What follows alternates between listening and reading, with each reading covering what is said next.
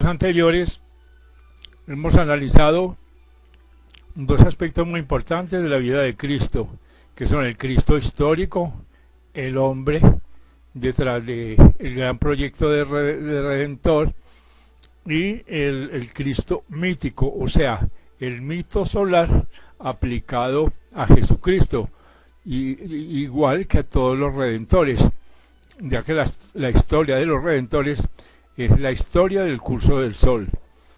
Pero en este video nos vamos a concentrar hablando sobre el Cristo místico.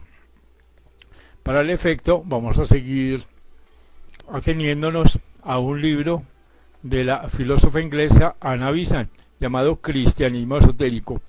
La señora Besant fue directora de la Sociedad Teosófica durante muchos años, escribió muchísimos libros, y dicha sociedad, o sea, la Sociedad Teosófica, fue fundada, como ya hemos dicho muchas veces, por la señora Elena Blavatsky.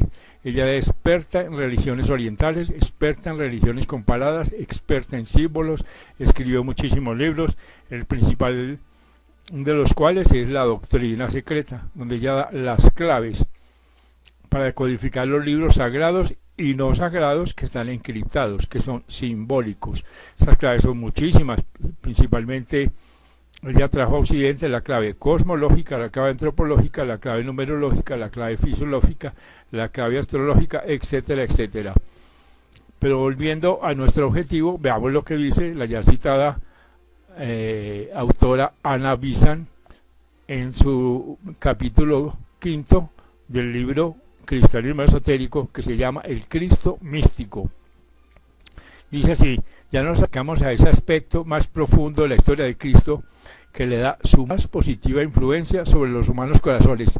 Ya nos acercamos a esa vida eterna que brota del manantial invisible y cuya espléndida corriente de tal modo envuelve a su representante, le deslumbra a los mortales y los agolpa en torno suyo, antes dispuestos a repeler aún los mismos hechos históricos que a rechazar una verdad que como esencia de la vida superior intuitivamente reconocen. Nos acercamos pues al sagrado recinto de los misterios, donde levantaremos una punta del velo que oculta el santuario.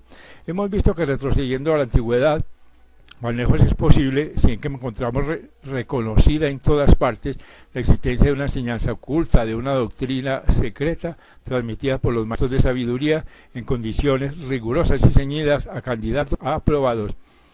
Eran estos candidatos iniciados en los misterios, entre comillas, nombres que la antigüedad comprendía, según hemos visto, lo más espiritual de la religión, lo más profundo de la filosofía, lo más valioso de la ciencia. Por estos misterios pasaban todos los grandes instructores de los tiempos antiguos, entre los cuales eran los grandes los hierofantes.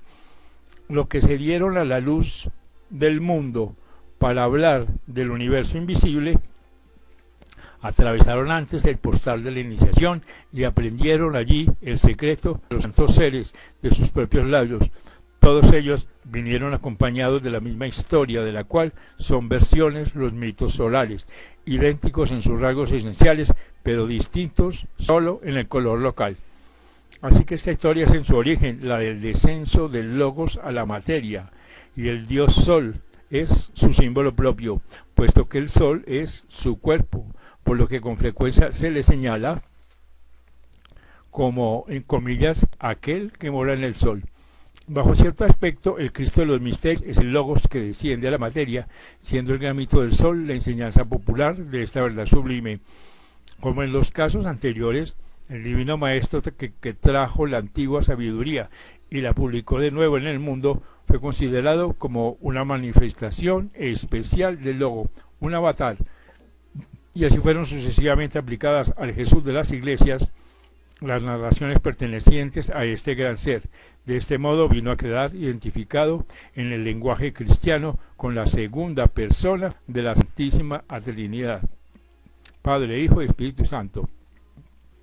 Así pues, el Logos o la palabra de Dios y los acontecimientos salientes referidos en el mito del Dios Sol venían a ser los acontecimientos salientes de la vida de Jesús, considerado como la divinidad encarnada, el Cristo mítico.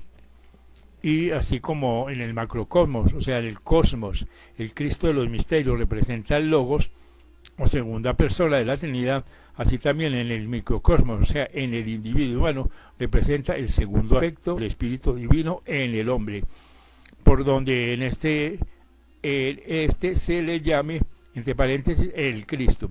Así que el segundo aspecto del Cristo de los misterios es pues la vida del iniciado, la vida en que se entra a la gran iniciación primera. Durante ella el Cristo nace en el hombre, más tarde se desarrolla en él. Para comprender esto mejor se hace preciso examinar las condiciones que el candidato a la iniciación se ponen y a estudiar además la naturaleza del espíritu del hombre. Y continuó la señora Virgen, solo aquellos podían considerarse candidatos a la iniciación que fuesen ya buenos, según entiende la bondad de los hombres, conforme a la medida estricta de la ley, puros, santos, sin marcha, libres de pecado, su vida sin transgresiones. Eran frases empleadas para señalarlos y debían también ser inteligentes, tener buen desarrollo, bien desarrollado el entendimiento y ser bien educados. Así que la evolución realizada en este mundo, una vida tras otra, por el desarrollo y amaestramiento de los poderes mentales, de las emociones y el sentido moral, por las enseñanzas adquiridas de las religiones esotéricas, por el cumplimiento de los deberes y por el esfuerzo hecho para ayudar y elevar a los demás, cosa esta pertenencia a la vida ordinaria del hombre que está en curso en desenvolverse. Cuando todo esto se ha logrado, el hombre se ha hecho, entre comillas, un hombre bueno, el Cristo de los griegos, y todo esto se ha de alcanzar antes de que pueda ser el Cristo, el ungido. Después de que ha llegado al colmo de la vida buena exotérica, está a punto de ser candidato a la esotérica, y entonces comienza a prepararse para la iniciación mediante el cumplimiento de determinadas condiciones. Estas condiciones señalan los términos de los atributos que debe adquirir y por tanto trabaja para darles vida. Va ablandando pues el sendero probatorio, que así suele llamarse el sendero que conduce a la puerta estrecha, más allá de la cual está el camino angosto o sendero de santidad, que es el camino de la cruz. No es indispensable que llegue a la perfección del desarrollo de estos atributos, pero sí que haya hecho ciertos progresos en todos ellos para que el Cristo pueda nacer en él. Tiene que preparar una morada pura para que el divino niño que en él ha de desarrollarse. De estos atributos mentales y morales, todos es el primero el discernimiento. ¿Qué significa? Esto significa que el aspirante debe poner por obra el apartar de su mente lo eterno de lo temporal, lo real de lo ilusorio, lo verdadero de lo falso, lo celestial de lo terreno. Entre comillas, las cosas que se ven son temporales, dice el apóstol, mas las cosas que no se ven son eternas. Viven los hombres constantemente sometidos al espejismo de lo que se ve, lo cual os ciega para lo que no se ve. Así que el aspirante debe aprender a distinguirlos, de modo que lo que para el mundo no es real, sea real para él, y lo que es real para el mundo le aparezca ilusorio. Pues sólo así es posible andar por fe, no por la vista. Y así también debe el hombre llegar a ser uno de aquellos a quienes señalaba el apóstol como de edad cumplida, aquellos que por la costumbre tienen ya los sentidos ejercitados en el discernimiento del bien y del mal.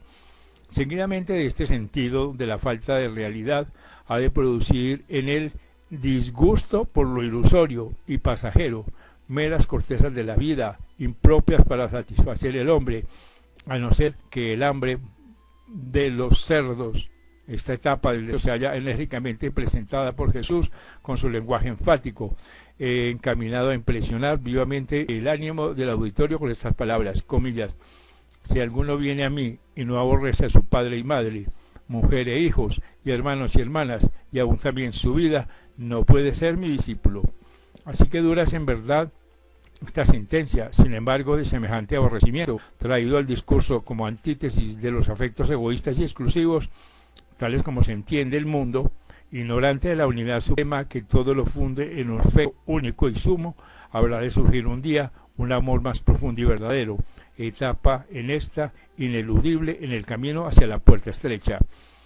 Después de todo esto, el aspirante debe adquirir el dominio de sus pensamientos. Esto lo llevará al dominio de sus acciones.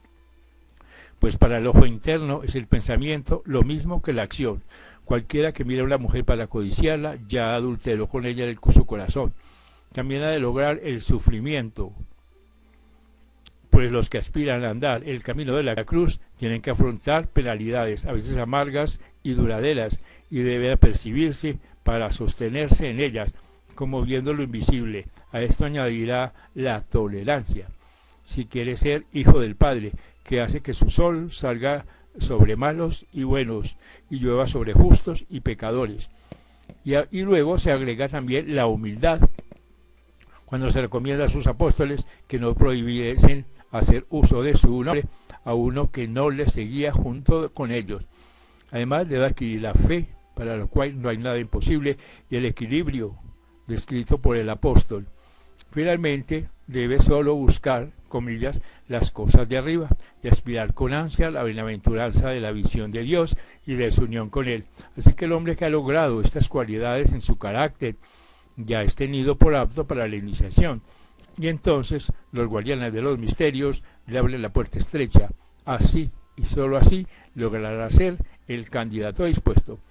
Ahora bien, el espíritu que en el hombre mora es don de la suprema deidad, que sí contiene los tres aspectos de la vida divina: inteligencia, amor y voluntad, por ser imagen de Dios. Así que a medida que evoluciona, desarrolla en primer lugar la inteligencia, esto es, desarrolla el intelecto, lo cual se verifica en la vida ordinaria del mundo. Realizado esto con alto grado y unido al desarrollo moral, se eleva el hombre a la condición de candidato.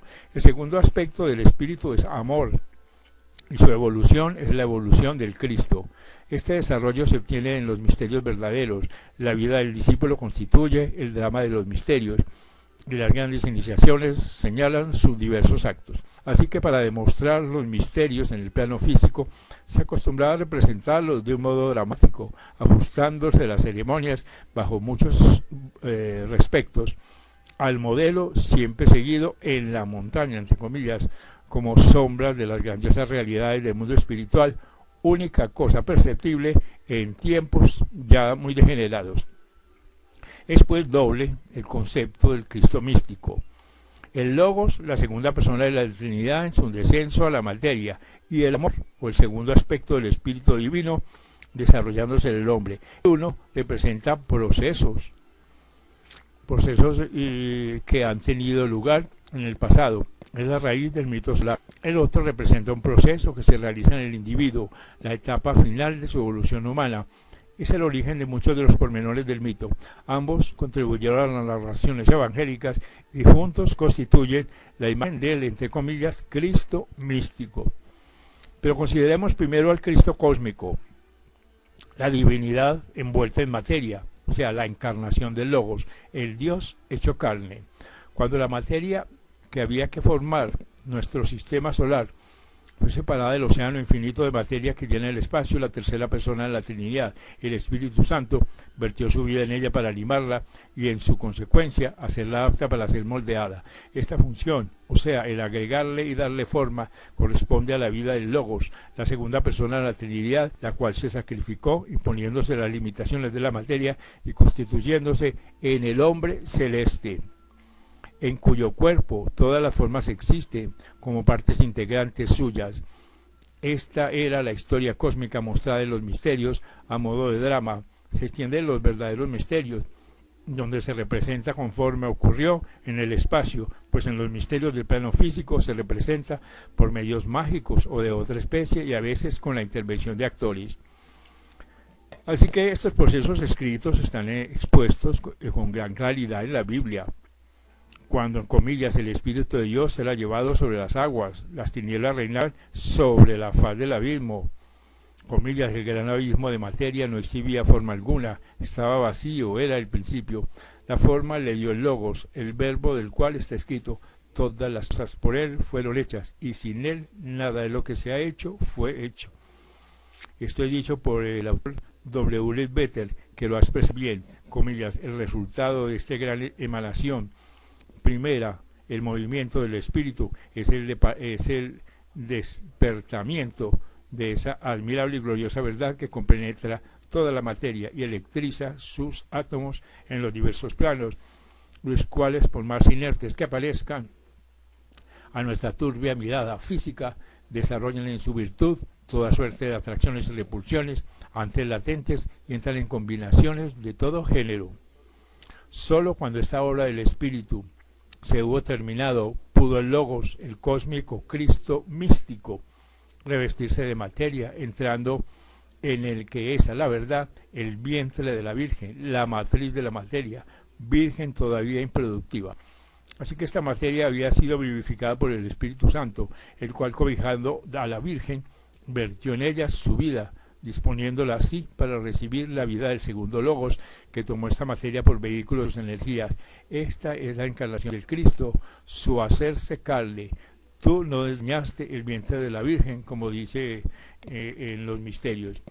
En las versiones latinas e inglesas del texto original griego del credo de Nicea, han sido combinadas las proposiciones de la frase que describe este aspecto del descenso, con lo cual se ha cambiado también su sentido. El original dice: y fue encarnado del Espíritu Santo y de la Virgen María.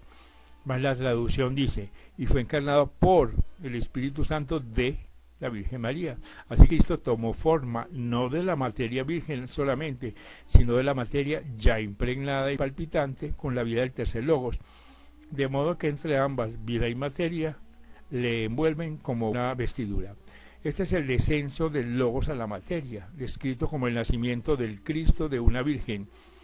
En el mito solar se convierte en el nacimiento del Dios Sol, cuando aparece el signo de Virgo en el horizonte. Así que comienzan luego los esposos de la obra del Logos en la materia, simbolizados con propiedad en la infancia de que habla el mito. Sus majestuosos poderes se someten a todas las debilidades de la infancia, manifestándose muy poco a través de las tiernas formas que anima. Así que la materia aprisiona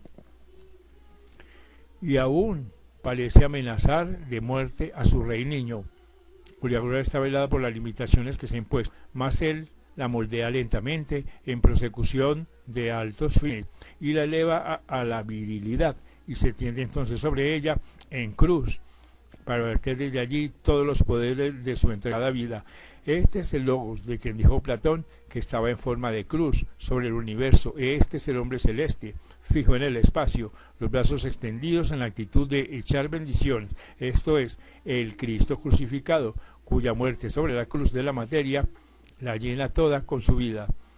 Muerto al parecer realmente y sepultado, mas se levanta de nuevo, revestido de la materia misma en que pareció sucumbir, y eleva al cielo su ya resplandeciente cuerpo, y allí recibe la fluente vida del Padre y se constituye en vehículo de la vida inmortal del hombre, cuya alma el Logos envuelve a su propia vida, haciendo la cesión de ella para que pueda existir a través de las edades y desarrollarse y crecer hasta lograr su estatura. En verdad, de él estamos revestidos, primero de un modo material y después espiritualmente.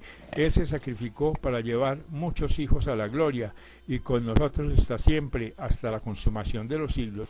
Así pues, la crucifixión de Cristo es parte del gran sacrificio cósmico y la representación alegórica de él en los misterios físicos, y el sacro símbolo del hombre crucificado en el espacio fueron materializados en una muerte real por crucifixión y en un crucifijo con una forma humana moribunda. Después, esta historia, convertida ya en la historia de un hombre, fue aplicada al divino Maestro Jesús, viniendo a ser la historia de su muerte física, así como el nacimiento de una virgen, la infancia rodeada de peligros, la resurrección y la ascensión, vinieron también a ser incidentes de su vida humana.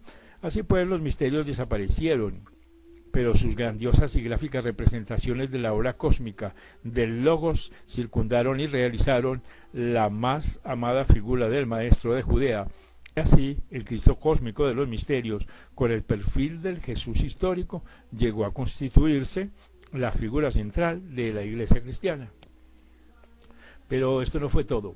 Faltaba el último toque para hacer arrebatadora la figura de Cristo, y esto lo dio a su historia otro Cristo de los misterios, íntimo y caro al corazón del hombre, el Cristo del espíritu humano, al Cristo que está en todos nosotros, que nace, vive y es crucificado y resucita de entre los muertos y sube a los cielos en cada, comillas, Hijo del Hombre, sufrido y triunfante. Así pues, la biografía contenida en los evangelios es la relación de la vida de todos los iniciados en los verdaderos misterios, en los misterios celestes, consignada en sus rasgos más prominentes. Por eso habla Pablo, como hemos visto, del nacimiento del Cristo en el discípulo y de su evolución y completo crecimiento en él. Cada hombre es un Cristo en potencia. El desarrollo de la vida del Cristo en un hombre sigue los rasgos de la historia evangélica en sus más notables incidentes, los cuales son universales, no particulares, según se ha observado. 5 grandes iniciaciones, dice la señora Visa, hay en la vida de un Cristo, cada una de las cuales señala una etapa en el desarrollo de la vida del amor. En la actualidad se imponen, como en los tiempos antiguos, y la última determina el triunfo final del hombre que ha trascendido la vida humana, que ha logrado la divina, que se ha convertido pues en Salvador del mundo. A continuación vamos a dar un bosquejo de la historia de esta vida, repetir una y otra vez en las existencias que se entregan a la espiritualidad, y veremos cómo el iniciado va pasando por la vida del Cristo. En la primera gran iniciación, el Cristo nace del discípulo. Entonces, por vez primera encuentra a sí mismo la explicación de lo que significa el saturarse del amor divino, pues experimenta el maravilloso cambio de sentirse uno con todo lo que le alienta. Esto es el famoso, comillas, segundo nacimiento, por el cual se regocijan las huestes celestes, pues él ha nacido en el reino de los cielos como un pequeñuelo, como un niño, nombres siempre atribuidos a los nuevamente iniciados. Esto significan las palabras de Jesús, de que un hombre tiene que volverse niño para entrar en el reino de los cielos.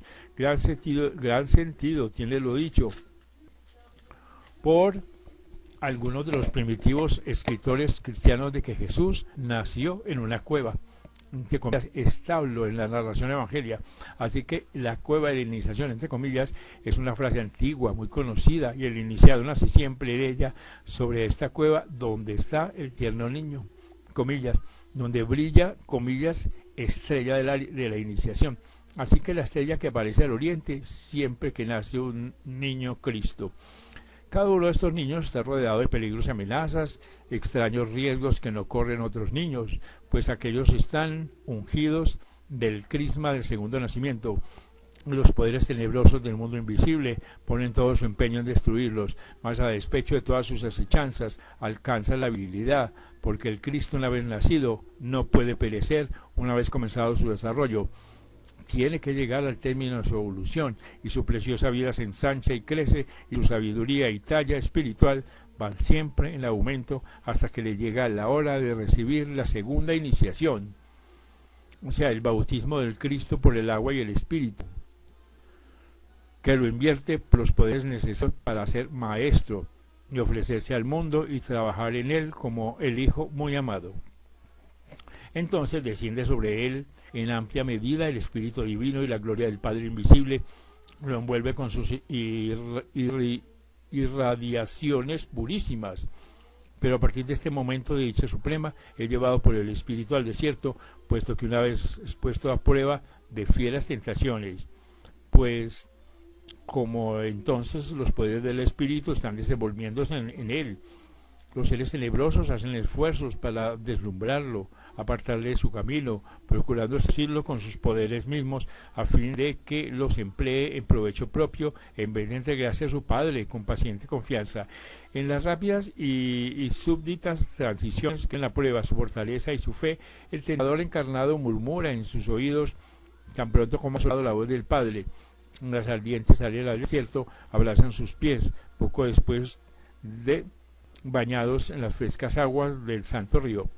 Vencedor de estas tentaciones, pasa al mundo de los hombres para ayudarles con el ejercicio de sus poderes, que no esperen la satisfacción de sus necesidades, y el que se resistió a convertir en pan una piedra para calmar sus apremiantes deseos, alimenta, entre comillas, a 5.000 hombres, más las mujeres y los niños, con unos cuantos panes.